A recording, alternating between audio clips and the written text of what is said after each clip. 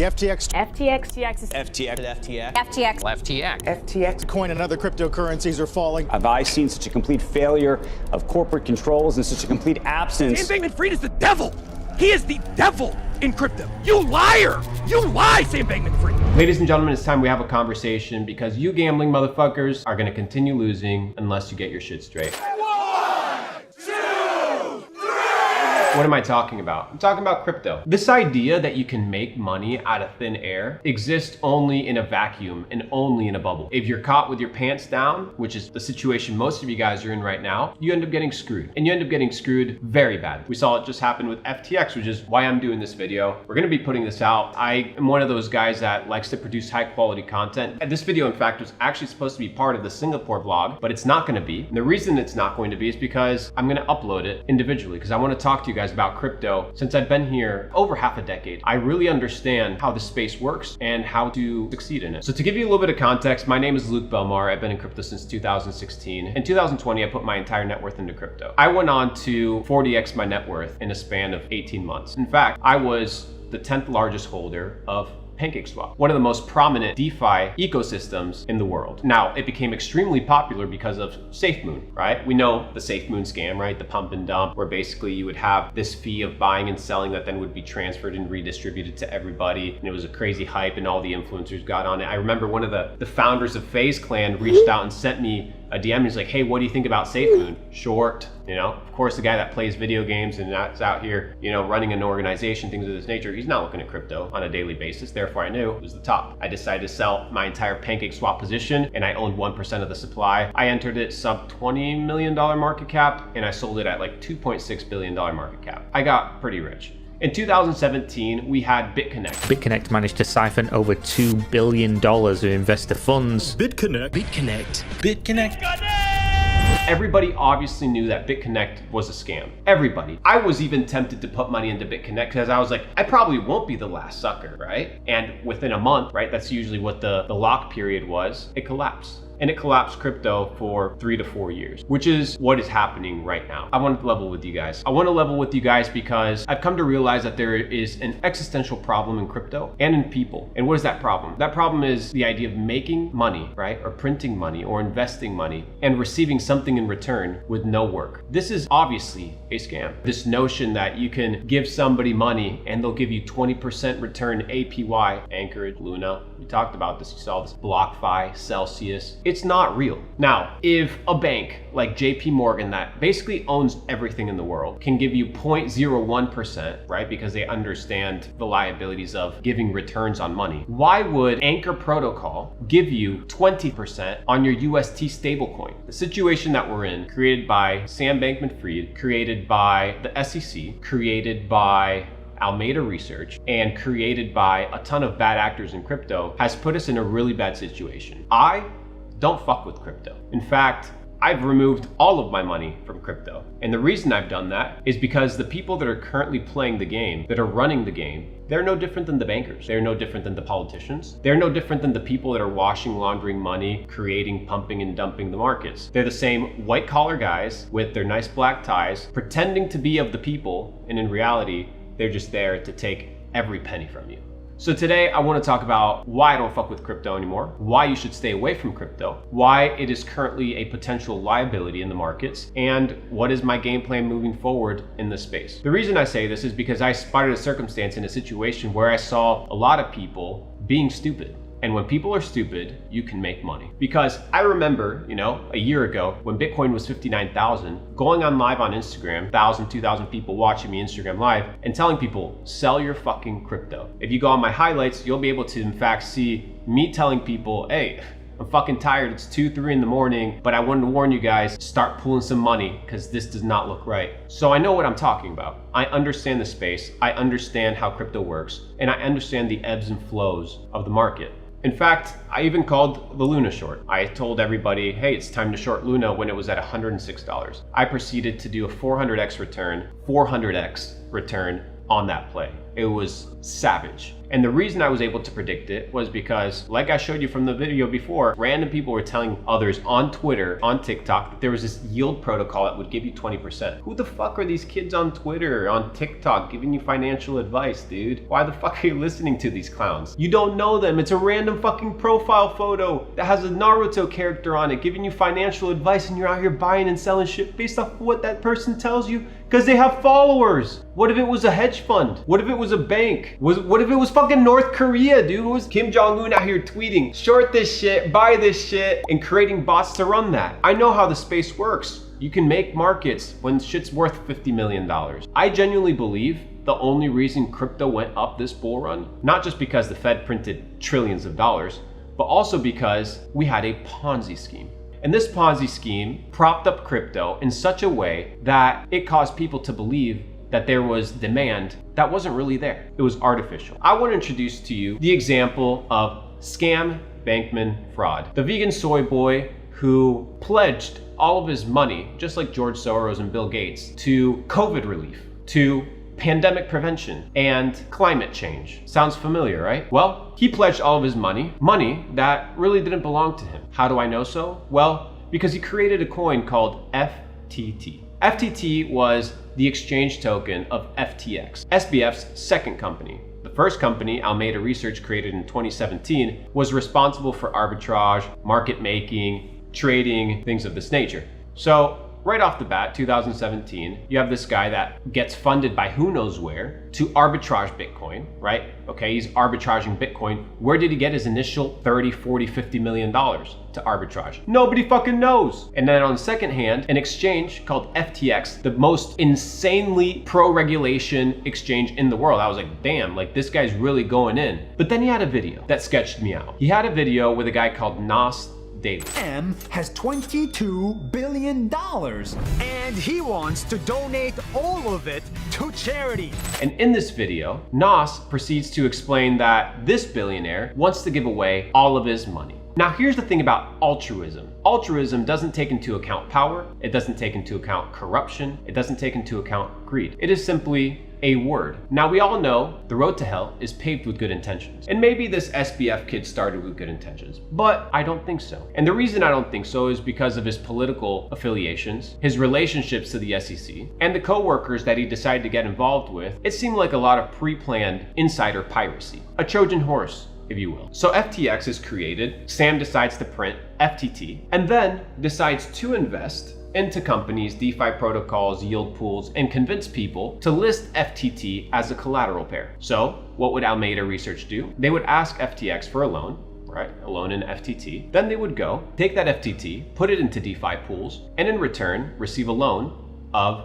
USDC, USDT, some sort of stablecoin. They would then proceed to put that money back into FTX as trading capital, and was most likely some sort of wash trading or embezzlement. So now you see, even the most regulated exchanges are not very transparent, which tells you we have a fundamental problem with the marketplace. So part one, don't be stupid. How are you not stupid in this market? Well, first you understand that not your keys, not your crypto. This is a term we often use in the crypto space, whereby you are not a custodian of your tokens because you have them on a centralized exchange, you have them staked in some sort of protocol, or maybe you have it on some internet hot wallet like MetaMask. Even though you have some protection on there, I wouldn't trust MetaMask either, because MetaMask is owned by a company called Consensus, which we know to be a highly corrupt organization whose CEO is the co-founder of Ethereum. He's in bed with all the governments, he's in bed with all the banks. Well, all you have to do is look at the people that invested in Consensus, the parent company of MetaMask, and you'll find out. So the most secure way is to have it offline, but then it doesn't really make any sense, because the idea of digital assets is your ability to live online. And if you're safe keeping it like gold, might as well just have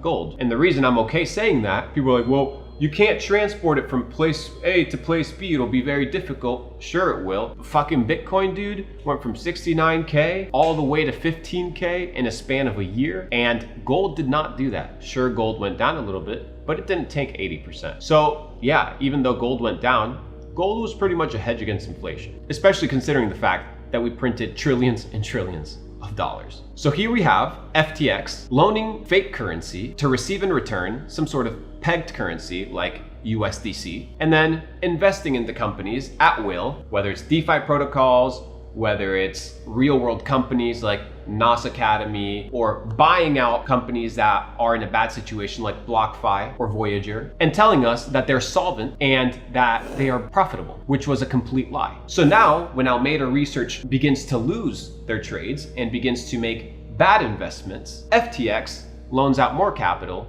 to bail them out. Not only did it try to bail them out, but in fact, I believe, and I think it'll soon be revealed, that SBF's investments were actually investments into other shell companies that he owned. If you look at all the companies that this little financial crypto criminal syndicate put together, a lot of these companies have 1 to 10 employees, no website, some bullshit lander, no social media presence, no activity. I genuinely believe SBF and a group of pirates, call them digital pirates, put this plan together long ago. This is not some low-level peasant shit. I genuinely believe, knowing how the world works, that this thing was thought out well in advance. So I not only think that SBF stole money from exchanges, that he used customer funds to buy out some bullshit, to trade and potentially make money back, but I also believe that he embezzled money with his team and invested into fake bullshit companies that were actually him and his team in the background. This is the perfect way to embezzle funds, especially knowing that SBF's parents are Stanford lawyers that understand legal structure, that understand how to operate to make sure that everything is protected and safeguarded. There's a reason this guy is living in the Bahamas, and it ain't because it's the nicest place on earth.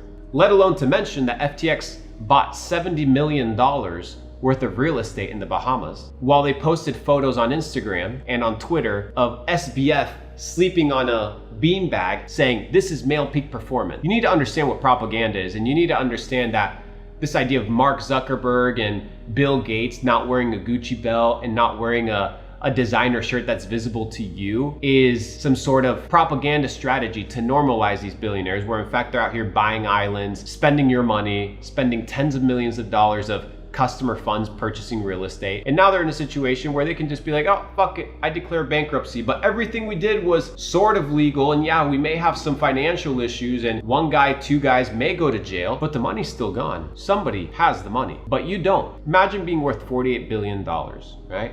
Being valued at $48 billion with basically no reputation whatsoever. It was all fabricated. Fugazi, famous, smoke and mirrors. But of course, the autistic kid that has body odor, looks like an ogre, sleeps on a beanbag, and has the hair of a clown, he's credible because he ain't driving a Lambo and he's not cocky, and he wants to invest all of his money with the brokies, and he wants to give all of his money to poor people. He's definitely not. There's no way that he's a scam, but I refuse to believe that people do everything for everybody else. I refuse to believe it. Even if you are doing nonprofit work, you're doing it because it makes you feel some sort of way. If you ran a nonprofit organization and you fucking hated it, and you were depressed and suicidal and you had no life purpose from it, you wouldn't do it. So there's some sort of internal perspective whereby you're receiving something in return, whether it's gratification, whether it's money. So this idea that you can just build a $40 billion company and just give it all away is ridiculous. There's this video that surfaced on the internet of SBF having an interview where he's asked, oh, they're comparing you to JP Morgan. Is that bother you? He's like, oh, it doesn't bother me. It doesn't bother me. Ain't no fucking JP Morgan.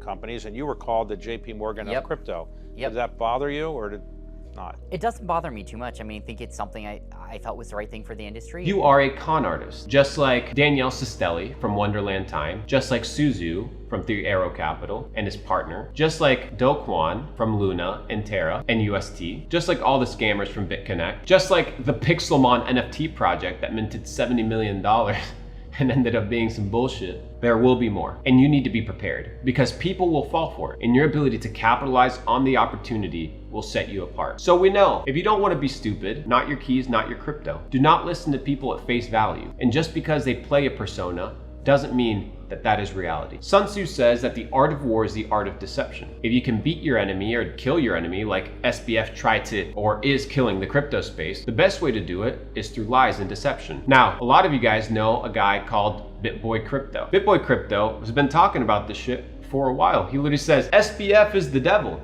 And in fact, he was right. He saw the Trojan horse, and I applaud him for it. Not only are we in a situation where people are stupid, But you also have the situation where, just like I did with Luna, you are able to monetize people's stupidity. So when the next crypto bull run rolls around, and I think we probably have one before the entire reset of the financial system takes place, you need to be able to capitalize on people's stupidity. So when Luna was at $106, I put in a phenomenal short, proceeded to make $2.9 million on that trade in the span of 5 to 6 days, while people lost hundreds and hundreds of millions of dollars. I'm a little bit upset I didn't make more money on that trade because I should have genuinely made more money, probably like 60, but I didn't, which tells me I did not capitalize on people's stupidity well enough. Now, I was in a situation, I'll tell you guys how I capitalized on it and how I got fucked by the whole FTX thing. So I had $120,000 on FTX. I'm flying Emirates. I'm going from Dubai all the way to Singapore. During the flight, I'm following the entire FTX scenario, starting with Binance CEO CZ talking about, hey, we're about to sell our FTT because it doesn't sound good, to seeing the tweet Binance where they're potentially buying FTX exchange. I knew it was a bluff. I think the reason he did that was to minimize a potential bank run on Binance and to give a feeling that they were liquid enough to buy FTX, but in reality had no intention whatsoever to buy it. So when that tweet goes out, the BNB coin, which is Binance exchange token and Binance ecosystem token, goes up, and I think it's about like $350 or something along those lines, which is pretty much the top of BNB. I decided to put a $700,000 short on BNB because I predicted on my Twitter that CZ would come back and say, hey, we're not buying it. And that would draw to the meltdown of FTX, whereby I had $120,000 on that exchange, but I knew that I had to be able to bounce back and pivot from that situation. So I decided to short BNB. CZ then does exactly what I predicted that he was going to do because I understand that the masses thought differently. And BNB token proceeds to go down all the way to like $250. I sell at about $260. I make $170,000 to make up for my bullshit FTX loss and be in profit for that day. So yes, I was stupid. I left money on an exchange, but I capitalized on people's stupidity and was able to make up for the mistake. But imagine all the people that did have all of their eggs in that basket, all of the employees that got fucked, all the employees that got finessed, all the funds, the hedge funds, the pensions, the organizations that had all of their money in there. They faced a really bad situation. So moral of the story, ladies and gentlemen, is don't be stupid. Don't trust people at face value. Don't be in a situation where you're compromising your funds. This is the wild fucking West. People are here to take your lunch. People are here to take your money. People are here to loot. People are savages. And if you think something's changed with human nature and that for some reason it's different nowadays, you're mistaken. You don't understand human nature, because if you did, you would be able to bypass all the bullshit and capitalize on winning situations. Because just like you can understand the human nature of a bad individual and a scammer, you can also understand it of people that fall victims to it. It's the psychosis of the masses. And I capitalized on the psychosis of the masses many times, on the way up and on the way down.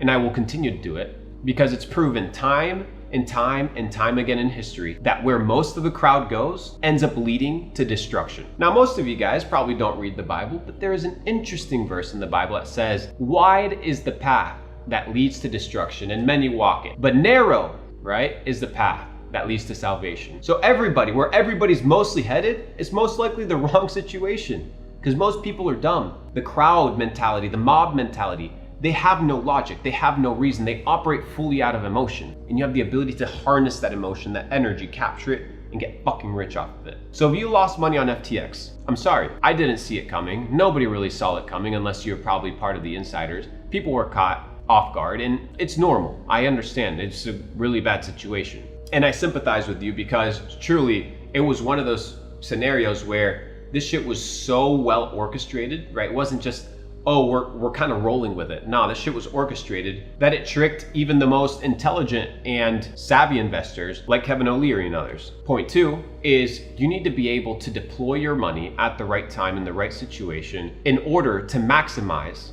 the stupidity of others. Not being stupid is not enough. You also have to be able to capitalize on the stupidity of others. And I'm not talking about abusing others. I'm not talking about you building a scam product and convincing people that it's a good product like FTX. I'm talking about a genuine situation whereby you tell people, hey, I'm shorting Bitcoin at 59,000 because it's the top, it's ridiculous, this thing's pumped up, it's false, it's propped up by bullshit, it's propped up by Tether and air, and people don't listen. Just like Noah's Ark. It doesn't matter how much you tell people it's gonna rain, people will still laugh at you and continue doing their own thing. that doesn't mean you don't get on the arc. So sit down. If you genuinely got affected by this, directly or indirectly, sit down, pull out a piece of paper, pull out a pen. And when these emotions, this very raw moment that you're going through, you must be able to write down your thoughts and think in this fresh moment about the mistakes and about the things you should have done differently. So that the next time it happens, because it will, you can capitalize on it. I wanted to make this spontaneous video. You know, I'm here in Singapore. I'm supposed to be out here riding Lambos and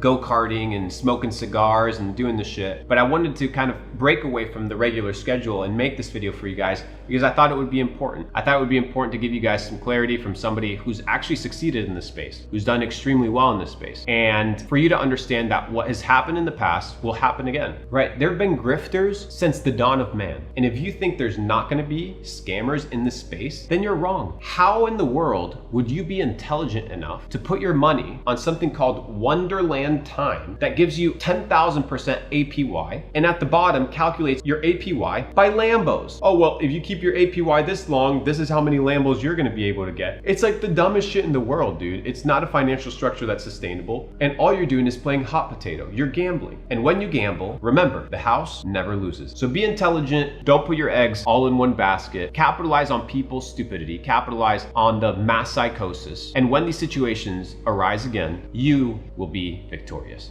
I hope this video was of value to you guys. You know, I wanted to level in a personal way because I know how many people got affected, and I wanted to kind of give you guys a little bit of a different message, you know, than the average, well, this is the current events or whatever. I don't really want to talk about the data points specifically because you guys can do your research as you should, but I want to talk to you guys on a personal level. As if you were sitting here on the couch with me, like, gotta wake the fuck up, bro. You should be listening to me, questioning what I'm saying, evaluating what I'm saying, doing your own research, cross-referencing, figuring out if Luke's right. If Luke's right, okay, perfect, take his advice. If he's not right, okay, leave it. Crypto is super fucked right now. Like, guys, I'm telling you, it's fucked. And it's not fucked for 1 day, 2 days, a week. Dude, this shit is gonna have ripple effects for many years to come. So begin to build your strategy for the next bull run, ladies and gentlemen. It's gonna be many years to come. I think we've been set back quite a ways. And even though I've completely liquidated from all of crypto, doesn't mean I won't be back. But when I'm back, you'll know. With that being said, subscribe if you haven't already, ladies and gentlemen. I'm gonna get back to my regular schedule. So be blessed, have a wonderful day, and I'll see you guys soon. Peace. What is up, guys? We just got here to Tirana, Albania. We're gonna have a fucking crazy Capital Club Europe Mastermind, the first one ever. 70 entrepreneurs from 17 different countries. It's gonna be an absolute amazing experience. Want to make a move, Capital Club allows you to get the value to understand what's the right move to take next.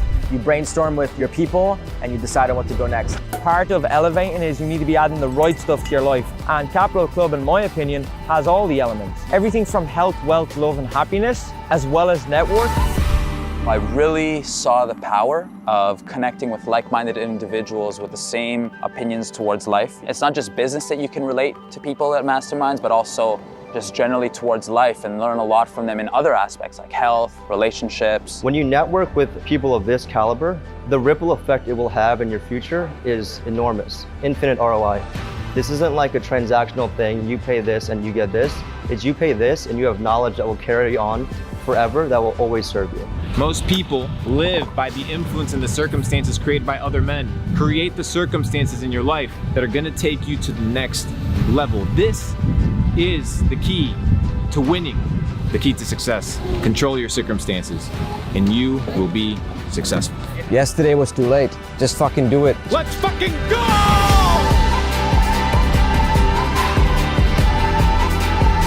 I really understood now that meeting people is quite important. Before I didn't really think that way. I thought I could do everything by myself, but at this point I think totally different. You know, people say time is money, but time is not money, bro. Time is time and money is money, baby. This is Capital Club, man. Albania, baby. Albania, baby. It's all about understanding what the next move is because things are changing at a completely rapid pace and you got to be ahead of the curve and you got to have the edge. That's what Capital Club's all about, finding that edge. Life is like a game. One day, it will be game over. And the question is, how did you live your life?